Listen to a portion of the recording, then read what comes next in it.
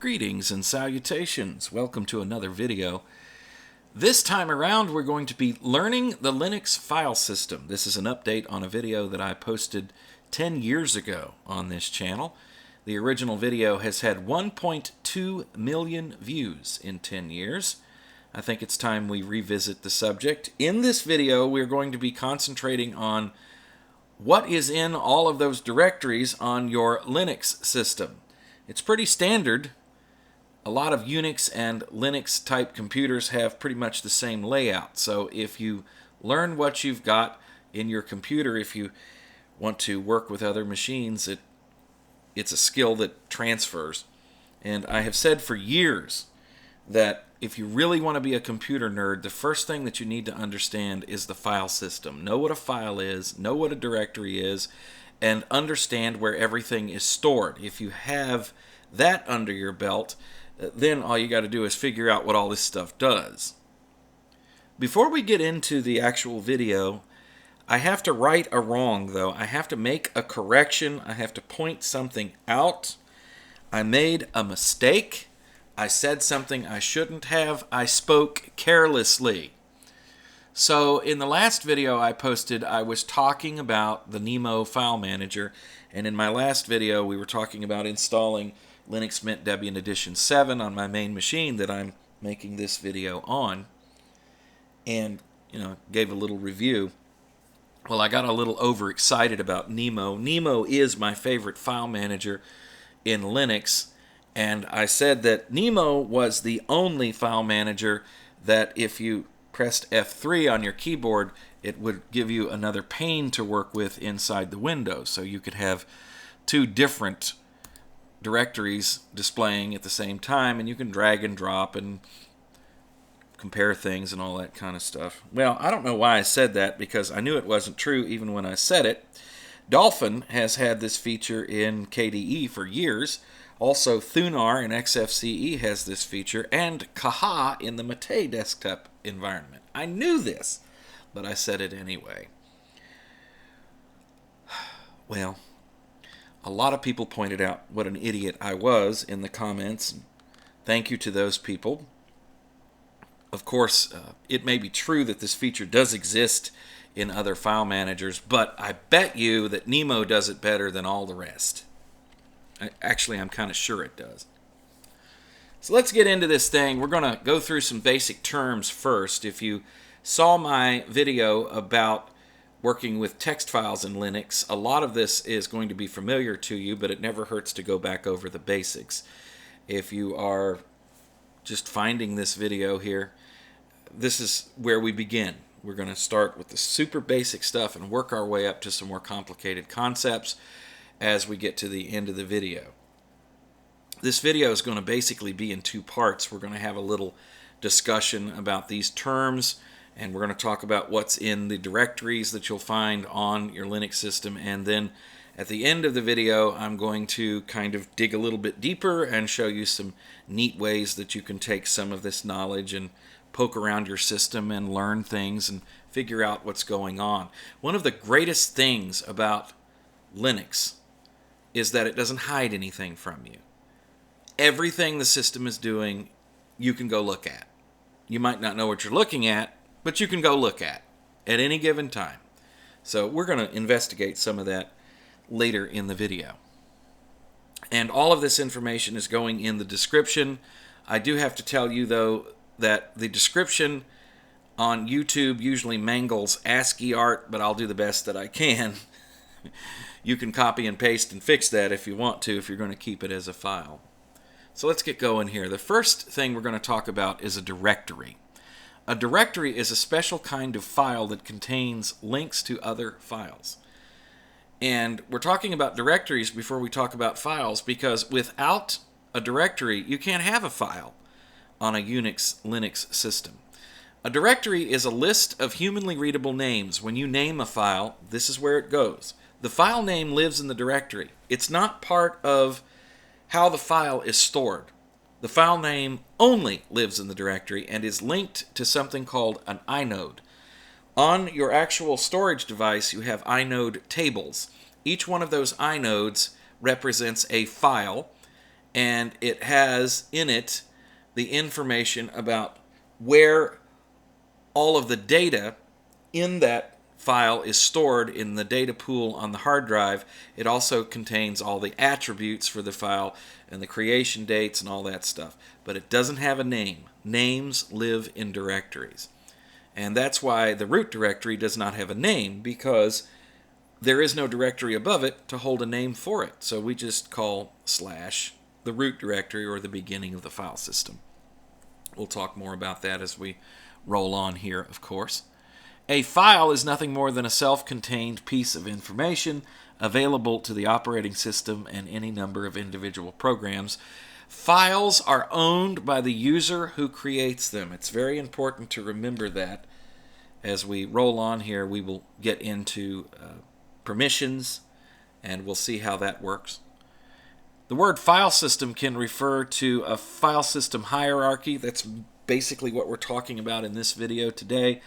Or it can also refer to the actual format that is used to store files on a block storage device, like ext4 and XFS are available in Linux and Unix, and then you have FAT32 and NTFS on Windows and so forth, and you may have heard that, and there are different advantages and disadvantages to file systems.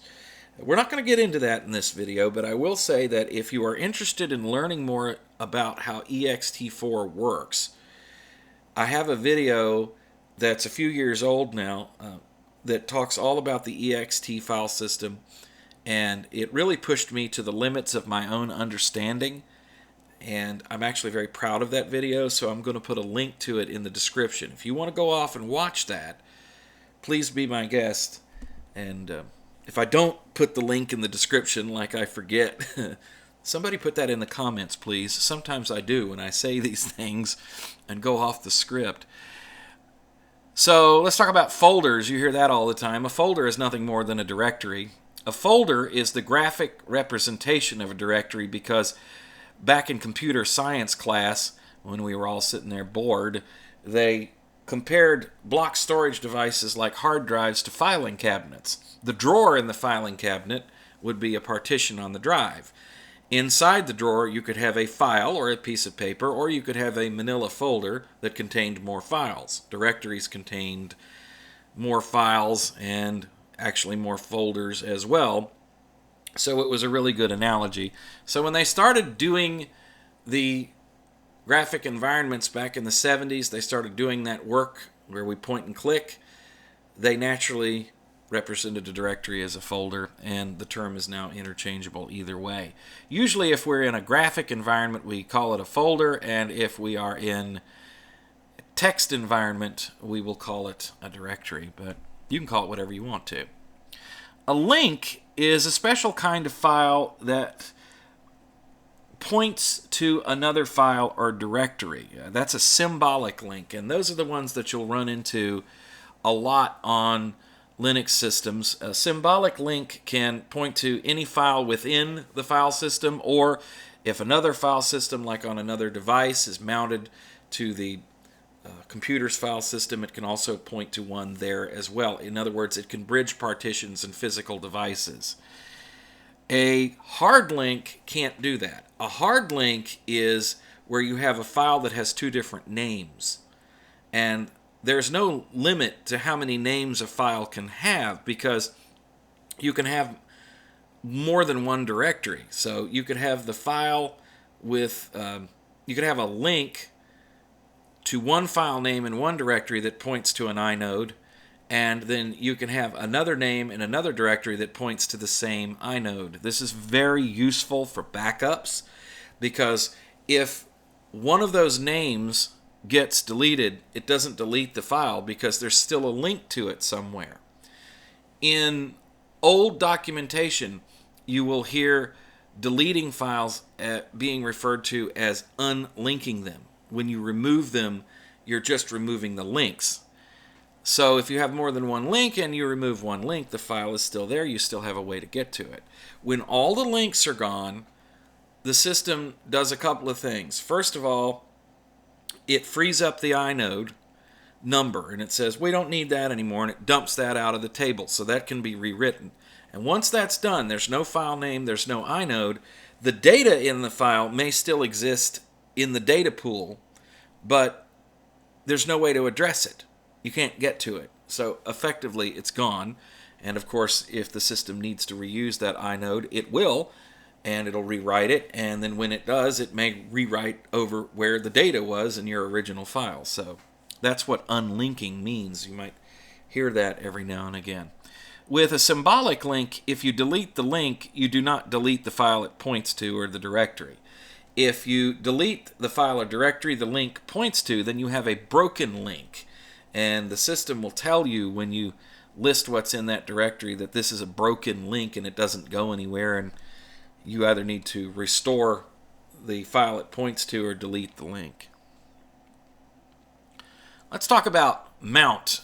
We talk about mounting things to a file system.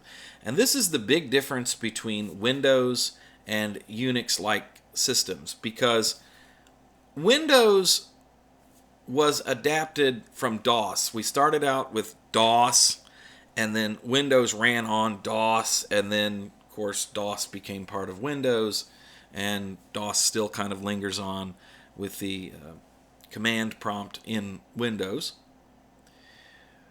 But those computers really were microcomputers. This is what DOS was originally designed to run. So the creators did not obfuscate the file system, which means they didn't hide where the drives were. In Linux, if you plug a new SATA drive into your system, then you're going to see that it will, in the dev directory, come up with a drive letter for it. It'll be SDA if it's the first one, SDB if it's the second, and so on. Windows does the same thing. You plug a drive into it, and it will assign it a letter. Now, A is usually your first floppy. Nobody uses floppies anymore, but remember, we're going back to DOS. B is your second floppy. C is your hard drive. And D in Windows is traditionally an optical drive, like a CD or DVD reader-writer will show up as drive D. And then anything that you have in the system, other partitions or whatever, show up after that as F and on up. And people who are used to using Windows deal directly with those drive letters. In Linux, because this system was designed, well, Unix was, and Linux is a Unix work-alike, so they're interchangeable. Unix was designed to work on a central computer which served a university or a corporation or like a government agency. So you'd have one central machine with a whole lot of people logging into it through terminals. And so it does not make sense for these users to worry about what drive holds what data. So in that case, what we do is we take the drive and we mount it into the file system somewhere. We create an empty directory and we say, this drive shows up here, this partition on this drive shows up here. Has to be a partition, not just a whole drive. And so that makes it easy to administer a system like that, because if you notice, for instance, like the drive holding the home directory is starting to fill up, well, we can get a bigger one. We can transfer all the data over it and remount the new drive in there, and all the people that use the computer see is that, well, it was down for a little while, now it's working. They don't have to care where their data is. We can also take network shares and do the same thing. We pick an empty directory, we create an empty directory somewhere, and we stick that network share there, and you could access that and be working with data that lives on a computer in the other side of the building or halfway around the world. It doesn't matter. It all shows up in the same place. So that's why we do it that way. In Windows, you can actually mount devices to empty directories. You can do exactly the same thing that you do in a Unix-like system, but it's uncommon, and to do that, you have to dig pretty deep, and probably the only place that really happens is on like servers or something like that these days. But I used to have a Windows setup where I had a drive mounted in my documents directory. So it was on not only a separate partition, but it was on a separate drive. That was a long time ago. And we're going to talk about how mounting things works here. I'm going to demonstrate this for you because those of you who have, of course, been around Linux are used to this, but let's show it in action. So I'm going to open up a new terminal, and what I'm going to do is I'm going to issue the mount command, sudo mount. You have to have root privileges to be able to do this. And we're going to mount dev. Let's see, I've got an NVMe drive on this machine, NVMe. Let's see what the choices we have here. So I need 0, and it will be N1 partition 3. All right, P3. There we go. At the 0, I capitalized that by accident. So we're going to take this partition and we're going to mount it at MNT. We'll talk about that later. MNT is a place on Unix and Linux where you can make temporary mounts of things. And we're going to go ahead and do that. And now we have that mounted there. What I have mounted in MNT is my home directory, which is actually on a separate partition on my main hard drive. So the home directory now shows up in 2 places. So if we list home, you'll see there's all of my files and everything live in Joe there, right? So I have manually mounted that to MNT. And I do that to demonstrate the mounting procedure. You would do that with a drive that you would plug into the machine, or if you had to do it manually. We will talk about doing manual mounts later. A lot of the times, if you have a desktop running, it is mounted automatically.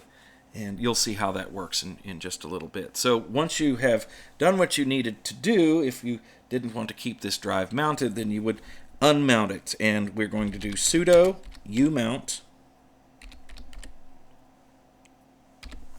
It's not unmount, but umount. And then we're going to put in the destination, or where we have the mount happening, and the system will figure out what drive it is, and it'll do it. Here we go. No output means it worked fine. You can have a device mounted in more than one place, and you can do manual mounts to get into things and change things and then get right back out. And I'll show you more about where mounts happen as we roll on here, but I wanted to make sure that I explained that well. Let's talk about a path. A path is how you find something in the file system. And in my example here, I have an absolute path. So it would be the root directory, which is the top of the file system, the home directory, and then there's my personal home directory there, Joe. That's where all of my user data lives. And then we have documents, and this is all separated by a slash. And then we finally get to the file name, which is lettertocindy.txt. There it is. So this is what's known as an absolute path. We started at the top, we worked our way down. Now we don't necessarily always have to do that, and that depends on where we are in the file system. Linux and Unix have the concept of being somewhere in the file system when you are logged in. So we'll go back to the terminal again, and you'll notice that we have a prompt here that's telling me I'm in my home directory. The home directory is represented by the tilde. That's an abbreviation for home, so if you have to include your home directory in a path, you could just put the tilde and it will work.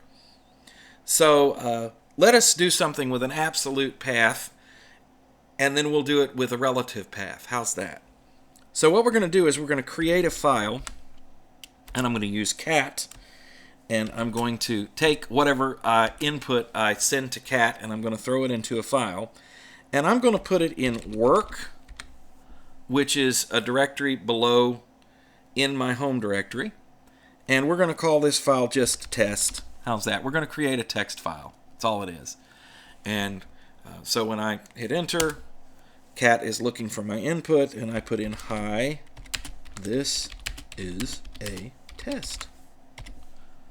And now we are going to enter. Control D tells cat that I'm done, and it sends it over to the file. So we've created a little tiny text file here. Now, if I try to cat just the name of the file at this point, it's not going to work. It's not in the current directory. This is what's in the current directory if I run ls. So I have to tell the system exactly where this is. But now if I decide that I'm going to be in the work directory for a while, I'm going to be doing some work, then I can jump in here. And now we can use a relative path, which means that we're going to be accessing things that are available to us in the current directory that we are working in. So if I just do cat and then test, it should be able to find it. And of course it did, so it displayed the text on the screen. That's the difference between a relative and an absolute path. And that is something that messes up new users, especially when working in a terminal. And it also gives, long neckbeard users like me that have been around forever trouble sometimes because you forget where you are. A good rule of thumb is that when you're writing a script, that you should actually use absolute paths throughout the entire script, because if you use relative paths and you're not where you think you are in the system when the script runs, that can cause all kinds of issues. Ask me how I know that. Just go ahead, ask me. So let's clear the screen, and if we type cd, we go back to our home directory. I want to show you something about being in the file system very quickly. If you log into a really big server with lots and lots of directories on it, you might not have a prompt that's set up to show you where you are, because once you get way down into the hierarchy of the system, you get an extremely long prompt if the prompt is set up to show you where you are.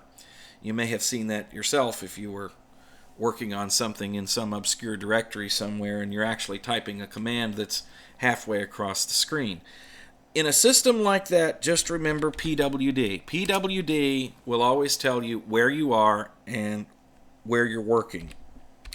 It is possible to actually delete the directory you're working in, and if the system is still able to run, you can always just type in cd with absolutely no argument, and it'll take you directly back to your home directory. So that's a little primer on paths. Now there's also another kind of path, and that would be the variable path that is set in your environment, which is where the system looks for the the executable files when you type in a command. And we could show that too. Why not? We've got time, right? You've got nothing better to do. So if we want to look and see what's in there, because this is another way to think of a path, is we're going to echo path, and now it's going to show up on the screen. And this is where the system is going to look when you execute a command, and it will find it. Of course, I've got my local bin here, which I have talked about in past videos, and then it just goes on down through all of the places that executable stuff could be, and it is separated by colons. It looks here all the way down. So actually that's a semicolon. You get the idea. So that's a path. Now let's talk about permissions. And this is very important because this is what keeps Unix and Linux so secure, is the fact that we have these very simple little rules that we apply to every file and directory on the system. And that is who owns it and who can do what with that file. This is why it's very difficult for somebody to get into a system and do harm if you are not able to assume the identity of a root user, a super user, somebody with privileges, or somebody who's on the sudoers list. Then you really can't do any damage to the system because of these permissions. So when we list what's in here, and we use the long option, before we get any other useful information, we get all this gobbledygook up front, and this is your permissions. Actually, there's a lot of information here. It tells you what kind of file it is, and it tells you what the permissions are, and who can access it when and where. So let's decipher that. So the first character, if it's just a regular dash or a hyphen, and that means it's a regular file. A D, of course, is a directory, and an L is a link. Those are the three main types of files. And then we have the permission fields, which is three groups of three, and we have read, write, and execute. If you can read a file, that means that you can see what's in it. If you can write to it, that means you can modify and delete it. And if you can execute a file, that means it can be run as a program. So the first group of three represents who owns the file. That is the user. That's the first level. If it's your file, you should be able to read, write, and execute the file, although you might want to have a read-only file if it's something that you don't want to accidentally change. You can change these permissions yourself. The second would be the group permissions.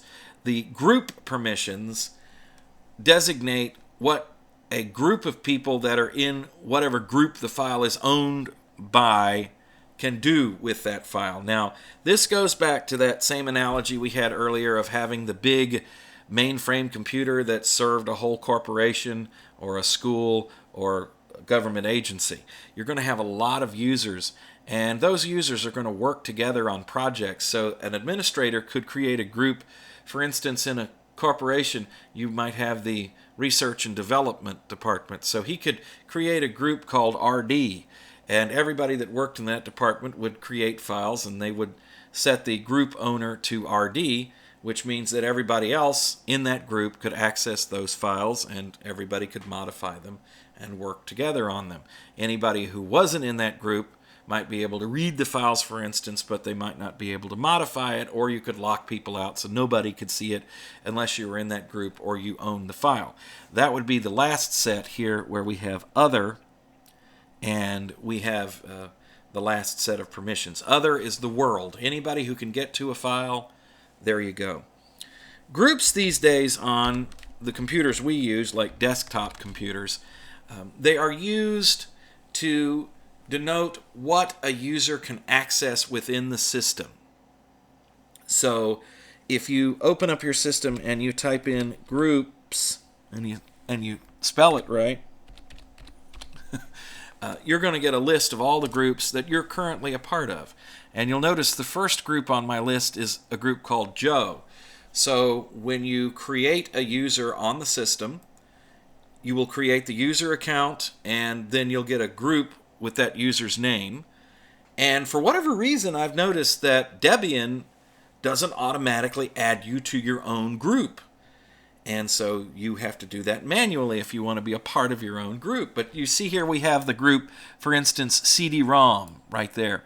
Well, that group means that I have access to actually use the CD or the DVD writer in my machine, and I do have one.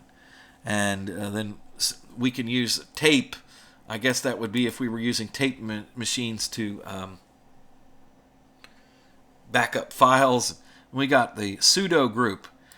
In Red Hat type Linux, you have to be part of a group called wheel if you want to be able to have sudo privileges.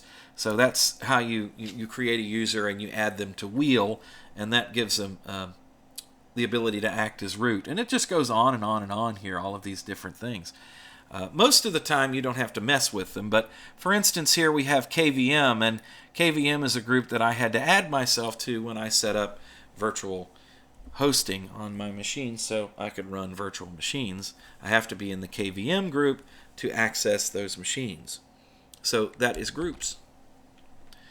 So setting permissions is actually quite easy, and the way that is the easiest for me to remember how to do it is using octal values. And I have described this many ways through the years, and it always gets me in a little bit of trouble. So let me try and do this in such a way that I don't get people typing in the comments going, huh, what are you talking about?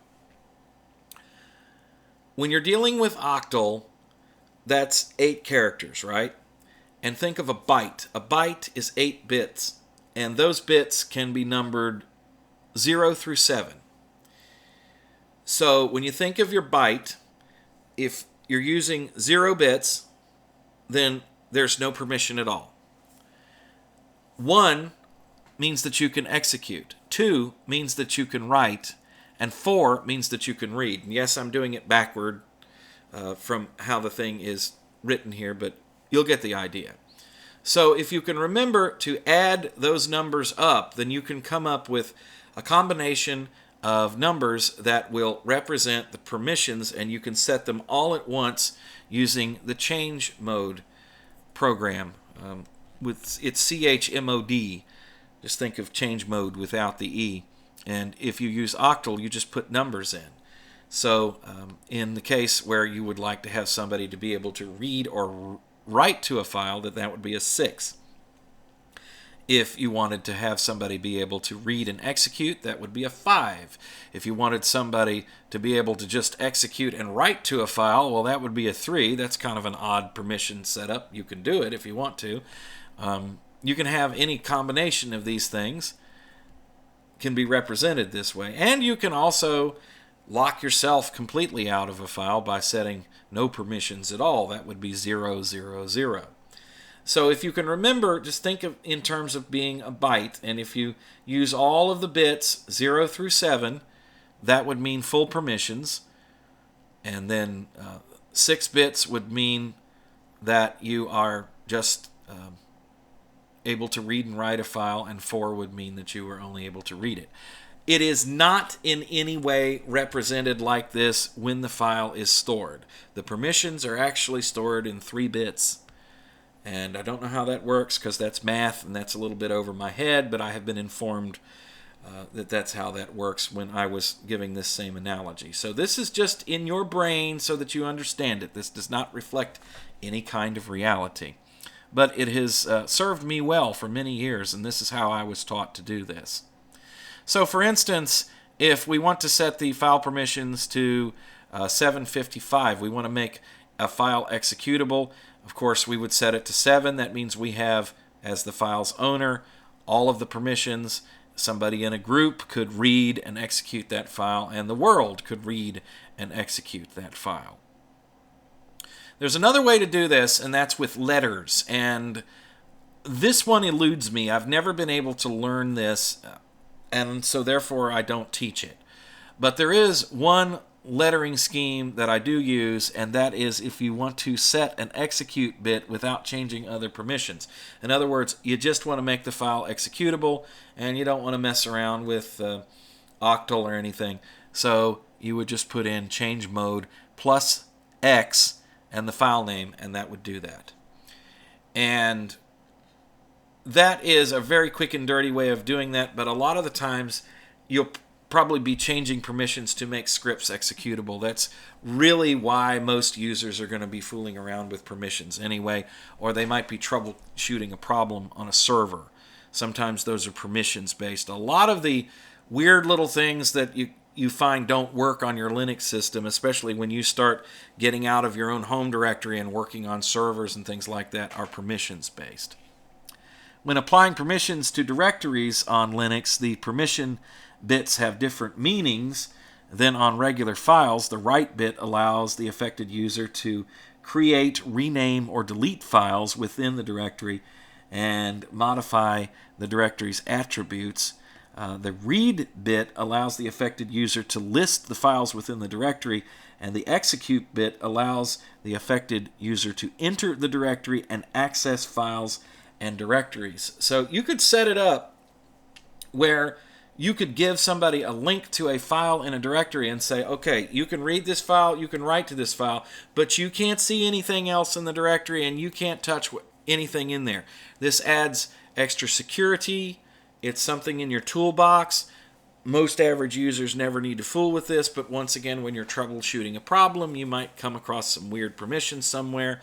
A lot of times on directories, like for instance, if you make a directory outside your home directory that you're trying to make so a lot of users can get into, there's a couple of ways to do that. You can create a group and everybody joins the group and they have access to it, or you can just set the permissions on the directory to 777, which means everybody can do anything.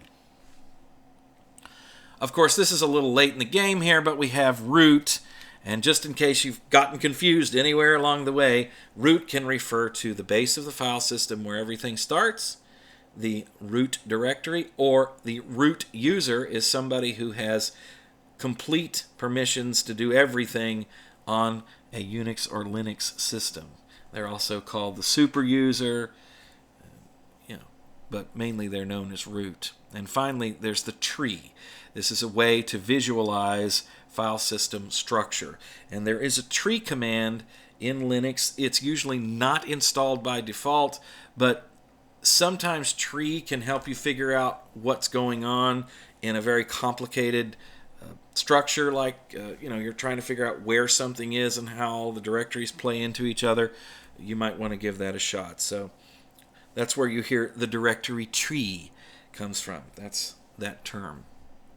So now that we know a whole bunch about files, how about we start looking at the individual directories you are going to find on your Linux, Unix machines. We'll switch to the next bit of documentation here. By the way, I will put all of this in the description to the video, but do remember that ASCII art really doesn't survive in the description very well, so some of that stuff you just saw might not look right, but you can fix it if you want to. I don't know if I said that already. I may be repeating myself. My apologies if I am, but that's kind of important to know. So here's the next explanation of some key directories, and this is a pretty comprehensive list. This is what you're going to see in most systems, and we'll take a look at what is in Debian 13 when we get through this. We're going to actually open up a terminal and we're going to poke around the system. I'm going to show you how you can see what your inode numbers are and things like that. So that'll be after we get through here. So the root directory we've already talked about. It's the top level of the file system, and this is where everything starts. And usually in the root directory we don't have a whole bunch of files, we have a bunch of directories. So that's all you really need to know. Now, the bin directory is a traditional Unix, Linux directory that holds system-wide stuff like ls and cp and move and cat and really basic programs like that. And then we have the boot directory. That is where your Linux kernel lives. This is where what you need to boot the computer lives. And don't get this confused with an EFI directory, which is rather a EFI partition, which is required on modern computers to get the machine to boot. The EFI partition is usually mounted into the boot directory as /boot/EFI. And this is where all of your, like I said, boot stuff lives and your configuration files. And in really old-time Linux systems, sometimes you'll see that this will be a directory that will be in its own partition or even on its own physical device. Back in the early days, when block storage devices, big hard drives were extraordinarily expensive or they didn't exist, these systems would break these directories out across multiple partitions and or different devices and mount them to the file system that way. Kind of like having a separate home directory today, which I do have on this system that we're looking at here. So the dev directory is the first of our virtual directories. This is not actually written to disk. It's a directory that the Linux kernel spins up in memory, and this is where all of the devices on our Linux machine live. So in the dev directory, you're going to find some, that's where your hard drives are and everything. Let's take a gander into dev. Let's poke around in here for a minute. You cannot break anything by looking into these directories, and they're available to any user. You can just take a look. Just be careful modifying anything in here. So let's just we will list dev. We'll make it simple. We're not going to make it difficult here. So let's take a look at what we have in dev. These are all of the devices on your machine. So right here, for instance, remember we were playing around with mounting a partition on my main drive. I have an NVMe drive, so here it is. I don't have any SATA drives. If you have a SATA drive, like a standard drive plugged into your machine, that would show up as SDA. Or if you have a really, really old machine with an IDE interface, that would show up as HD something. But I doubt if any of you have that these days. So there's the drives for the system. And let's see. Here is, we should find dev null here. There it is. We've talked about that in past videos. That's where you throw all of the bits that you don't want, throw them into null, and they disappear. Also, we have devices in here that generate things, like dev 0 just puts out a stream of zeros, and dev random will put out a whole bunch of garbage. It's just random numbers is what it is. And then you'll see that we have a bunch of TTYs in here. Now, a TTY, it represents a teletype, and this is feeding some sort of data from somewhere. You can interact with a TTY and send data in. Everything on your system is running on a TTY. Even your desktop is usually on usually it's TTY 7, but in some modern systems they put the desktop on TTY 1 these days. So these are virtual terminals. TTY, teletype terminal. That's what that means. And here is standard in, which means that this is where data is fed into a process. There is standard out right there. That's where the data goes when it comes out of a process. And this is standard error, which is an error channel. And you can take these little virtual devices and point them to files and onto the screen and stuff like that. So that's how that works. So that's your dev directory. Have fun poking around. You can't break anything. Let's figure we take a quick look there. The etc directory, or etc., that is where all kinds of configuration files are stored. That's where you're, like for instance, the file system table, when the system boots up, this is where it finds the root directory, where the system lives, and if you have any other things mounted to the system, it'll happen there. Like if you have separate swap space or a swap file, it all happens there. And this is where all of the configuration for the system usually lives. And then we have the home directory, which we've talked about. That's where all of your files in your home environment live. If you create a user, they usually get a directory within the home directory that's the same name as their username. So if I would create a user on this machine named Bob, you would find a directory in here named Bob, and all of Bob's stuff would be in that directory. And this is a division between user data and system data. Everything in home belongs to the users, and everything outside of home belongs to the system, unless you create a directory and then put special permissions on it, which you can do, and you're allowed to do that if you want to, for many different reasons. You can store things like backups in the home directory if you want to, especially if the home directory is on a separate device or on a separate partition. That's okay, as long as it doesn't interfere with the individual user directories in there. The lib directory, that contains libraries. What is a library? Well, let's say that you were going to write a program that was a card game. You were going to write a game of solitaire. Well, you might get lucky, and there might be a library called cards.lib that controls, that holds all of the playing cards in a deck, all 52 of them with the art and everything is in there. So when you write your program, you can utilize this library. And then if somebody else comes along and they want to write a canasta game, they can use it too. And somebody who wants to write a poker game can do the same thing. That's the idea behind libraries. And in Unix and Linux, that's in the lib directory, and several other kinds of lib.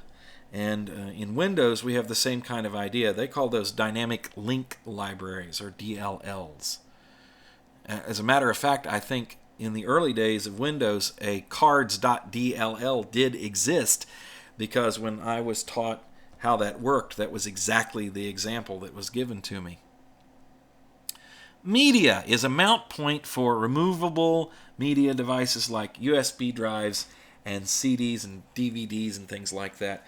The media directory is usually found on systems that have a desktop installed. So for instance, if I would plug a USB stick into this machine, it would automatically mount that in the media directory, and anything that it finds in the media directory is going to be automatically opened up. It'll put a link on my desktop, for instance, or you'll have some way to get to this. You can open up your file manager and there's whatever you plug in. Your phone, for instance, you can tether your phone to the machine and get files off of that. It all mounts automatically in media if you have a desktop. If you do not have a desktop on the system, then media is either omitted or you can mount things manually there if you want to. Same thing with MNT. We've already used MNT. So for instance, like on a server, if I plug a drive into it, like a USB stick, and I want to get some data off of it, I will manually mount it into MNT, just like I showed you. Or if you have a temporary network share you want to mount to a server, like you're pulling something over a network, this is where you would put it, is in MNT. Proc, or processes. This is where running processes are displayed in your system. Remember, everything's a file. That would include a running process. This is another virtual file system that provides information about running processes and kernel parameters. You can take a look in there if you want to. It's kind of boring, but it's humanly readable. And sometimes, if you want to find out what's going on in your system, what's happening, you can run across some documentation that'll say, look at this in proc and see what it's doing. The root directory, spelled out R-O-O-T, is where the super user on a machine has their home directory. And so if you're running as root, even on a machine with a locked root account, like you're running with sudo, then if you're running a program that has per user settings, that's where they're going to appear, is in that directory called root. Run is another system directory. It usually does not exist in real life. It's a virtual directory, but it can be written to a drive, especially on older systems. These days, it's one of those virtual directories, and it holds things such as process IDs and sockets and things like that, which is pretty deep stuff. So we're not going to get too much into that. SBIN, system binaries. That contains essential system administration binaries, typically used by the root user for system maintenance tasks like fdisks and reboot. Although on a lot of systems these days, even standard users can use reboot, as long as they're the only person logged into the machine. If not, you may have to use root privileges to shut somebody else down. And usually on a server of any kind, or any machine that you log into remotely, you have to do it with super user privileges, or you can't shut the machine down. Serve is a directory for servers. If you have a web server on your machine or an FTP server, this is where server data lives, is in this directory. Most people don't do that, but that's what it's there for.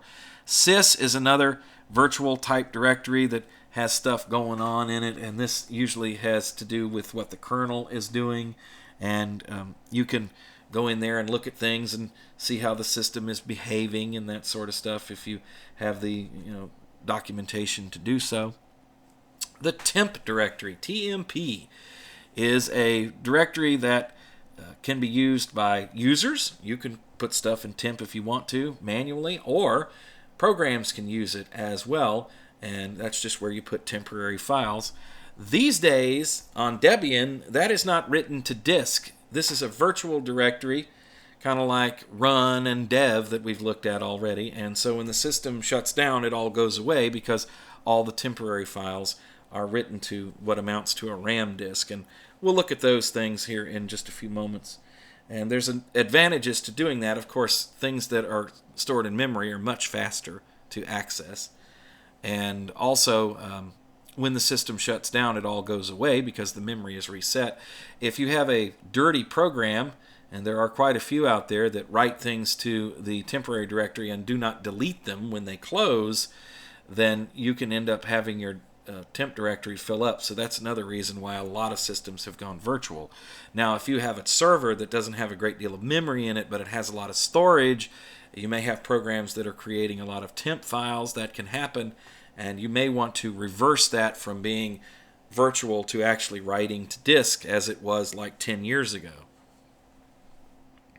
The USR directory is very important, and that stands for Unix System Resources. Now, this time around, I got this from documentation. The last video, the one I posted 10 years ago, I said something about Unix System Resources, and people came along and went, "No, it's not true. That's not what that's called. You're making that up." No, I didn't. I actually found it when I was doing research for this video. Unix System Resources. And everybody thinks it's been user all these years. It contains a large portion of the operating system's files, and including user programs and libraries and documentation. There's all kinds of stuff in there in the USR directory. And like here where it says USR local, there's a directory in there called USR/local/bin. If you create a script that's going to be used by everybody on the system, that's where you put it so all users have direct access to it. That would be something that you added manually to the system. And finally we have var down at the bottom, and that's where variable things like logs go, crash reports go in there. The apt package manager in Debian and Ubuntu systems, it stores its cache there, so you can go and find deb files in there if you want to grab something from the cache to hang on to or distribute somewhere else. So that is pretty much what you're going to see. I think I missed one though here, and I think I missed the optional directory. We didn't talk about that. That is where you will find third-party software that's not included with the distribution, usually. If it's not available in the repositories, this is where it'll be installed. For instance, Google Chrome installs here in optional. And usually you're dealing with software that is proprietary when it goes into the optional directory. So I knew we had missed something along the way, and it was opt. So that's the basics right there. You can bail out of the video now if you want to, because you've got all the information, and all of this will be available in the description.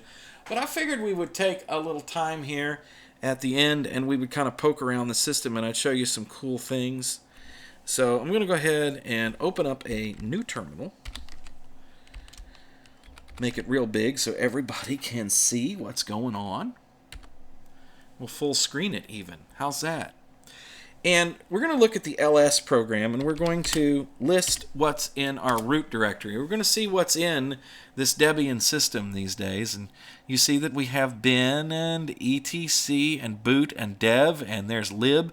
Also there's lib64, media and mount. Lost and found is where the check when you run file system check FSCK.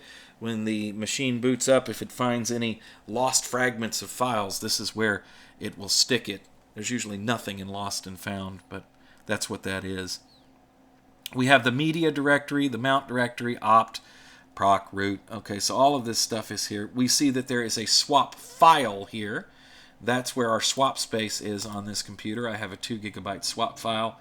There's sys. Timeshift is a special directory for the Timeshift program, which creates snapshots of all of these other directories. So if you mess something up, you can roll back.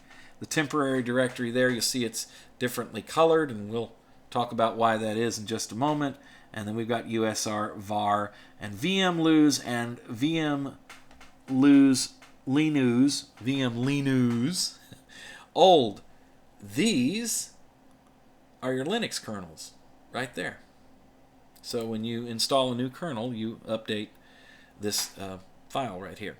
So that's nice and everything, but what we'd like to see is a little bit more information. So if we run ls again, and this time we use the long option, and we use the A option as well, so LA, and then we're going to use the H option so that the numbers are humanly readable instead of just expressed in bytes. And then the next thing that we're going to use is an I.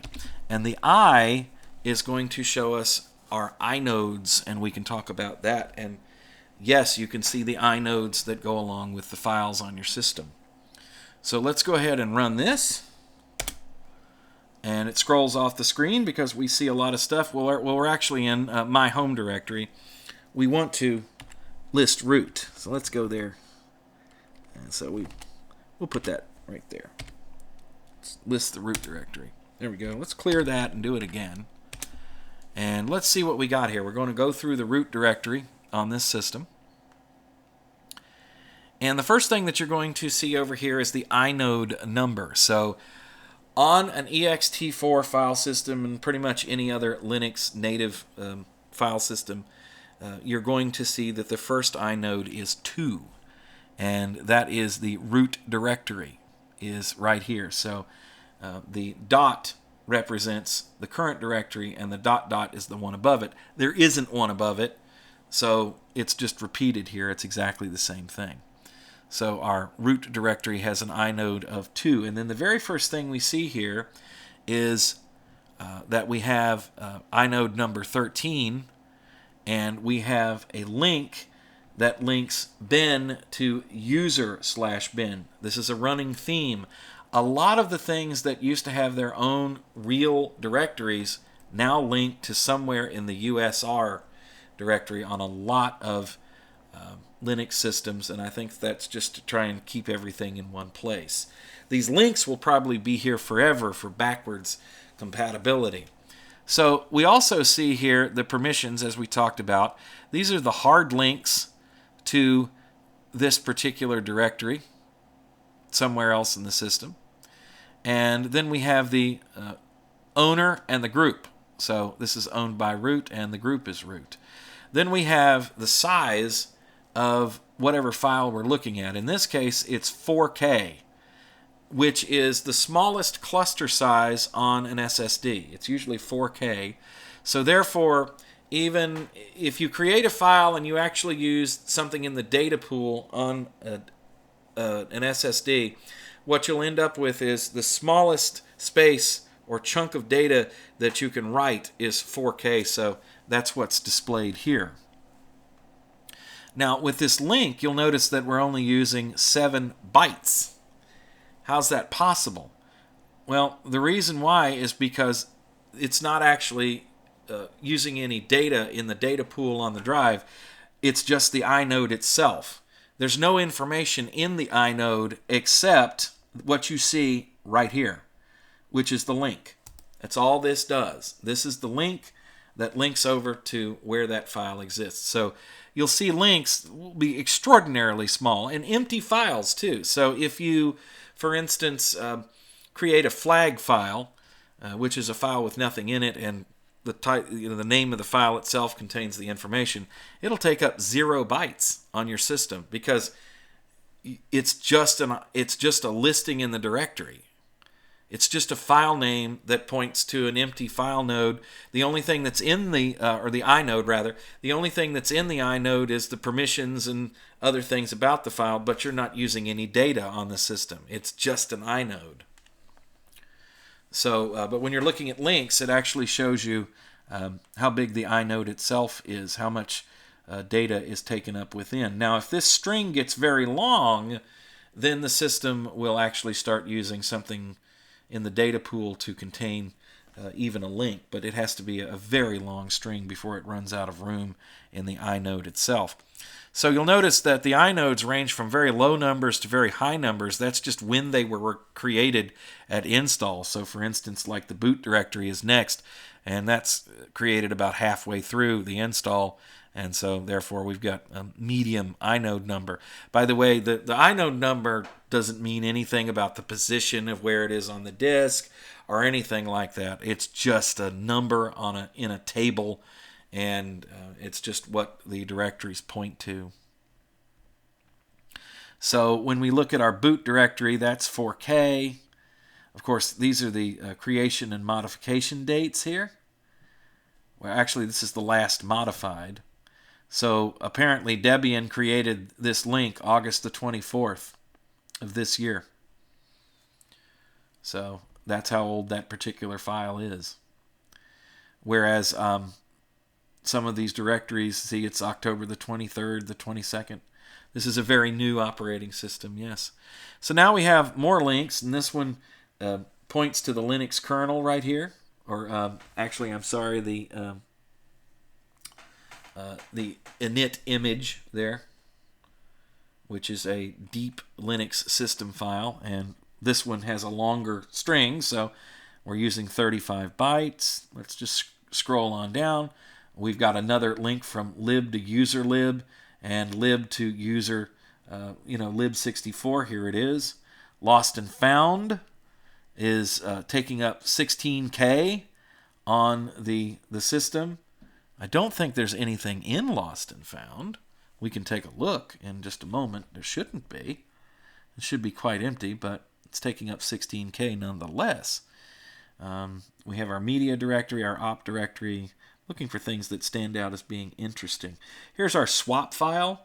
This is the swap space on this computer. I have a whole video up about swap space and creating it, so you can check that out if you want to. I posted that not too long ago, and that is 2 gigabytes. And you'll notice that we have special permissions on the swap file.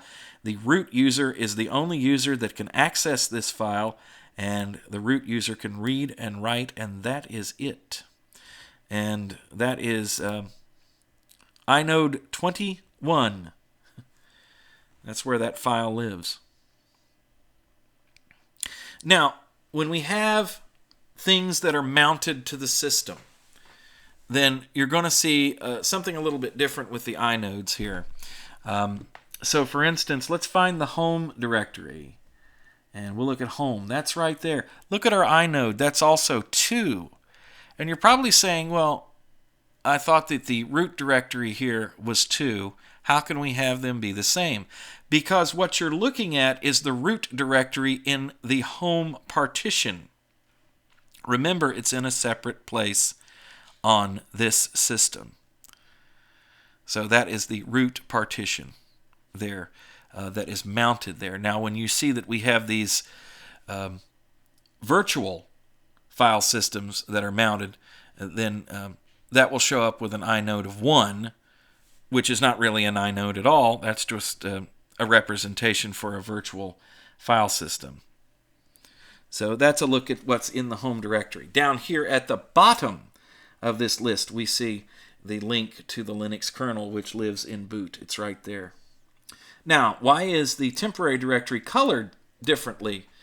Well, that is because that is the one directory here that we have total access to. All the users can get to the temporary directory and create and delete files and do whatever you want in there. You can use that as scratch space if you're working on a system in a terminal and you need someplace to go work that isn't in your home directory. You can save stuff over there if you want to. You can use it as a second place. And whatever you save there will disappear when the system is rebooted. And yes, this is, once again, one of those file systems that doesn't actually exist. So how do we figure that out? I mean, is there a way to look and see all of these virtual file systems if we just want to check that out? Well, it's actually quite easy to do. So I'm going to clear by typing in clear this time, or you can type, or rather, do Control L, and that'll work fine too. I alternate back and forth. So we use the mount command to list what is mounted to the system. And we're going to take the output of the mount command, and I am going to use the grep program to filter out everything but tmpfs. So we're looking at lines of output from mount that show us file systems that are living in tempfs. Let's see how many we get. Well, we got quite a few here. As expected, there is dev. Here's run. There's another dev. This is run, has its own tempfs for run lock. Here's our temporary right here. It says temp type, tempfs. These are the rules and the sizes that are set up. And it looks sort of like what you see in etc fs tab. So if I would cat that, FS tab is where the system mounts up the system directories at boot.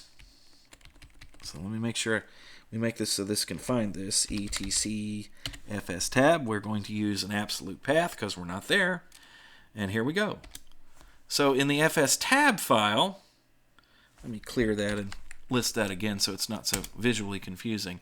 In the fs tab file, we see that here's where the proc directory is mounted and to the system. And then we have the directory. This is the root directory, or the system directory is right here. That's ext4, and here is the rules that go along with that. And we have our, let's see, what's next is our home directory. And then we have our boot, EFI boot is right here. That's where we're mounting that boot partition. So it's boot/EFI, and here's where our swap file is. So when I set this system up, I did not create a swap partition. I created a swap file. And so every time the system boots up, it's automatically mounted there.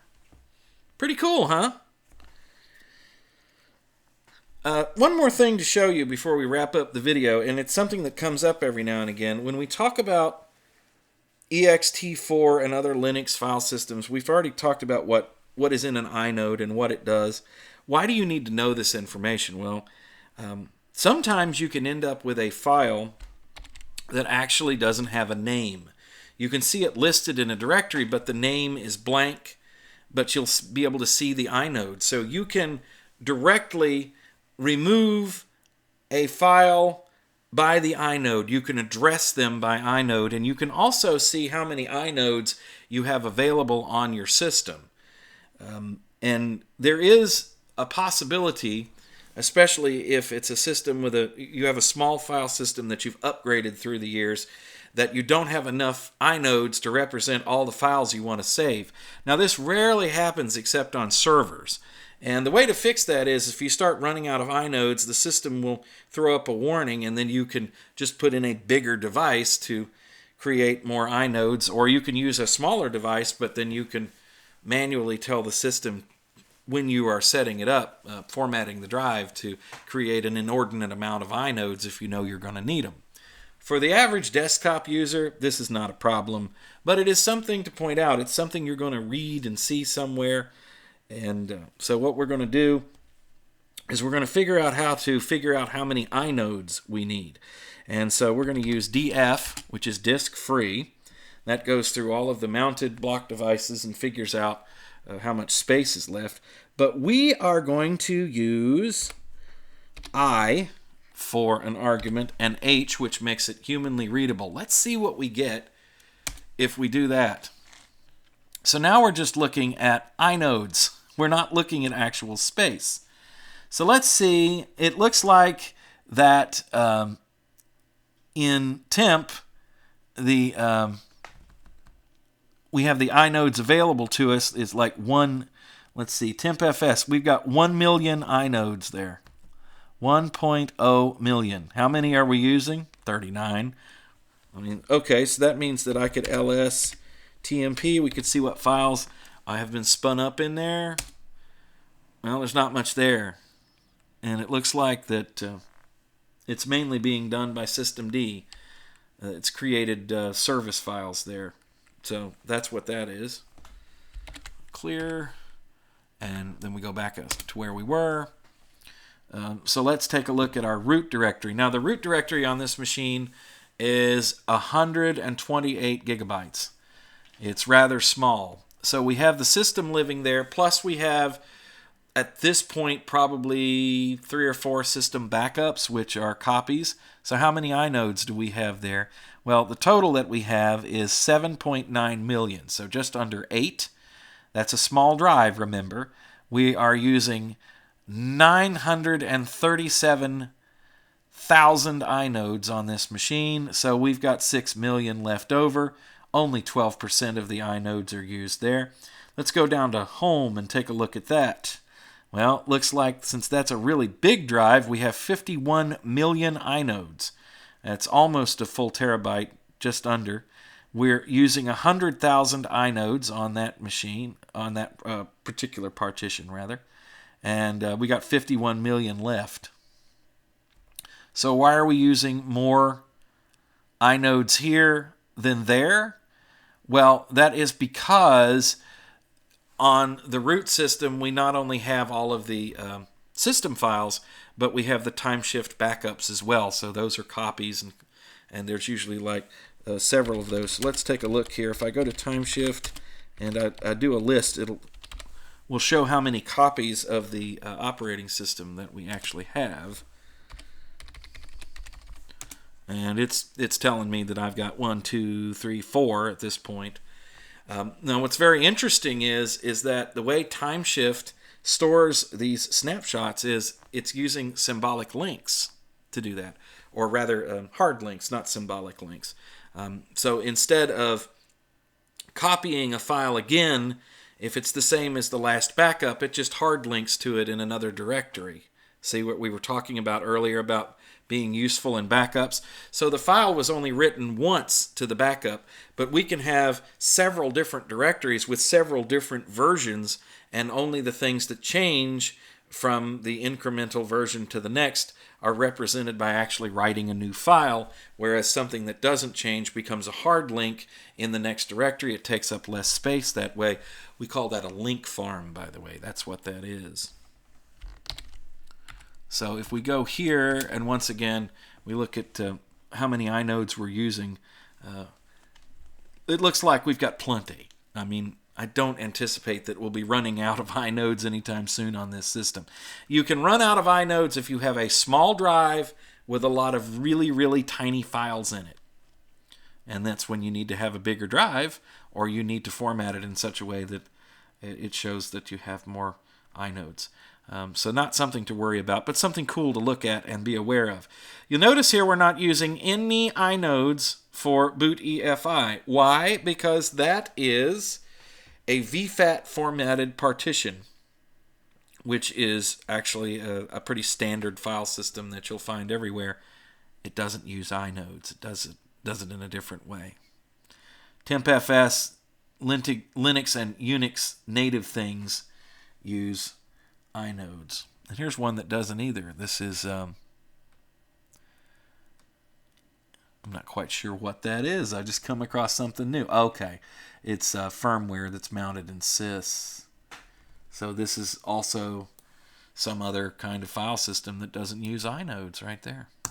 Pretty cool, huh? So we're going to wrap up the video here. Thank you for watching. I hope you found it useful, and it, the more of this basic information that you have in your mind, you can go exploring the system. Feel free to poke around in any of the directories we talked about. Look at what's in there. You'll find all kinds of documentation. A lot of stuff is humanly readable. You can actually use a text reader like CAT or LESS, and you can read a lot of files. And don't be afraid to do that. You can't break anything by just looking. And if you don't have permission, the system will tell you immediately. So you can look around and see what's in your system, and you can learn all kinds of things on your own. I can spend a whole day just poking around on a new distribution to see how they have things laid out and learning things about how it works. So I'm looking for your comments and suggestions. Let me know what you'd like to see in a video. Put that in the comments. Thank you for watching. We'll do it again soon.